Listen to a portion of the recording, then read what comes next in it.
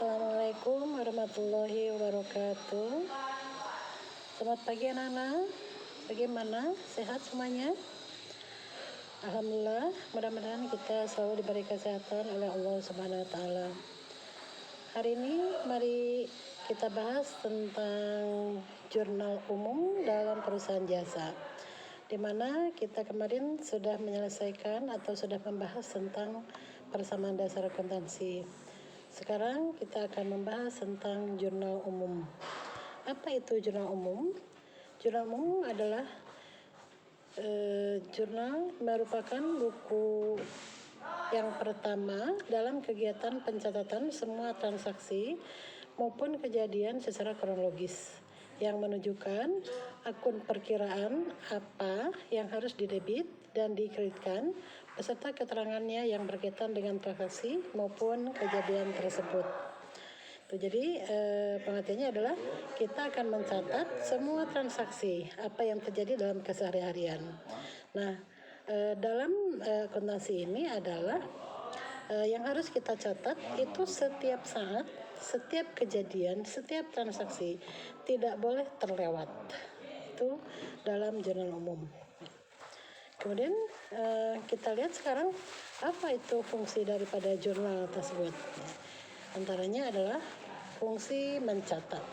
Artinya semua transaksi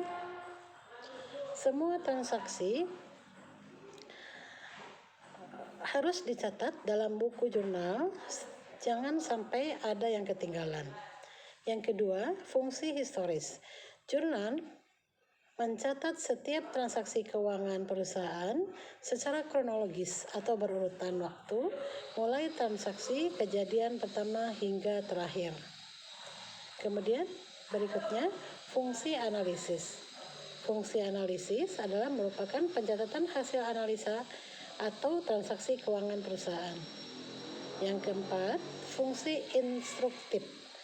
Jurnal merupakan perintah untuk mencatat dan dalam perkiraan tertentu dengan jumlah uang dan sisi yang tertentu pula.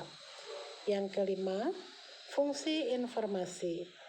Jurnal memberikan informasi tentang transaksi keuangan yang terjadi seperti tanggal, jumlah, dan nama barang, besarnya uang, dan nama orang dalam perusahaan. Nah, itu kalau kita balik lagi ke fungsi, di sini ada yang disebutkan dengan yang kedua, ini ada fungsi kronologis. Dan kronologis itu berurutan. Jadi pada saat pencatatan jurnal ini harus dicatat sesuai urutan kejadian. Tidak boleh misalnya yang ini dulu yang itu dulu tapi harus dicatat sesuai urutan kejadian supaya tidak ada yang terlewat. Itu maksud dari kronologis ya. Nah, kemudian bentuk. Sekarang kita lihat bentuk daripada jurnal umum ini. Ada bentuk dari jurnal itu ada dua, yaitu yang pertama ada bentuk 2 kolom ya, dan yang itu yang biasa disebut dengan bentuk kontrol.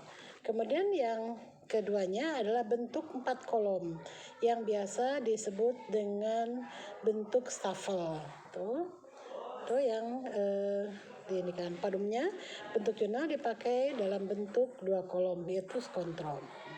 Walaupun mungkin orang lain ada yang suka memakai bentuk stafel, karena saya pun lebih suka memakai bentuk stafel. Ini bentuk 2 kolom ya. Ini bentuk 4 kolom harusnya ya. 4 kolom. Ada bentuk 2 kolom dan bentuk 4 kolom. Ini kalau bentuk 2 kolom yang disebut dengan stapel, yang 4 kolom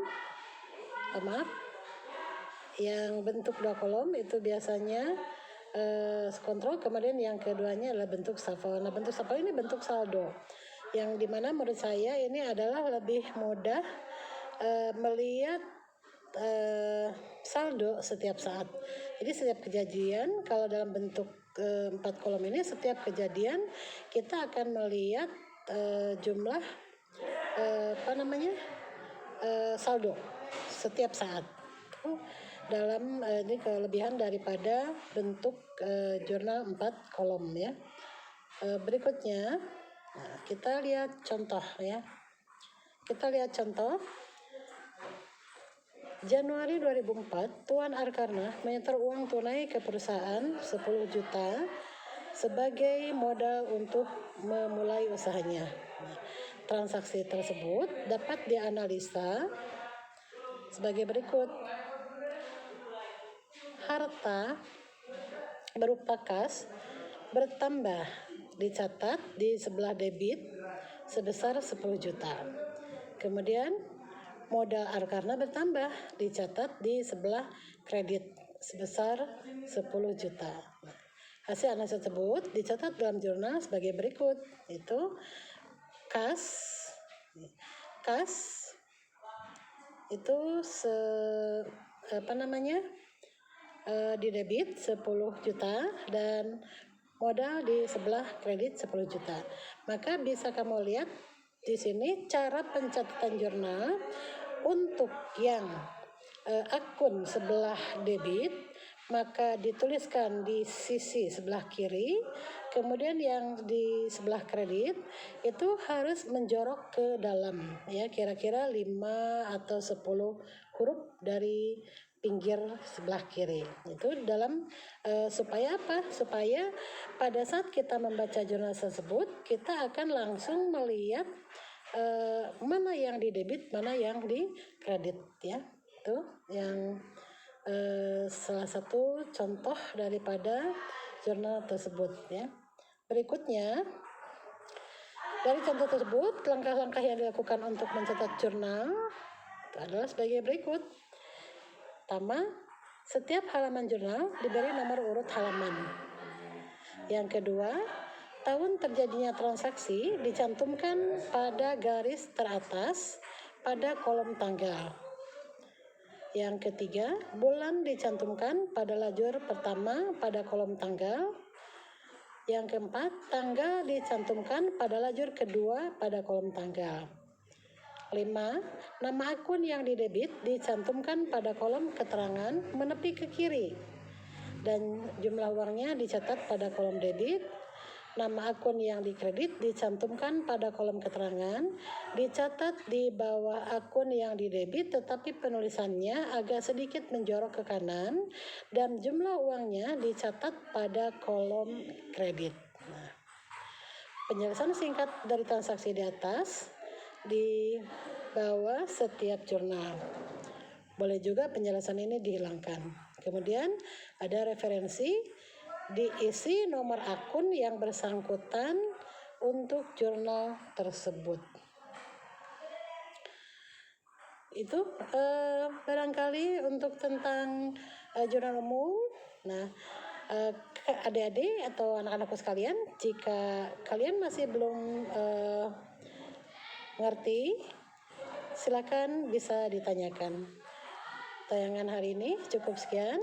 Assalamualaikum warahmatullahi wabarakatuh.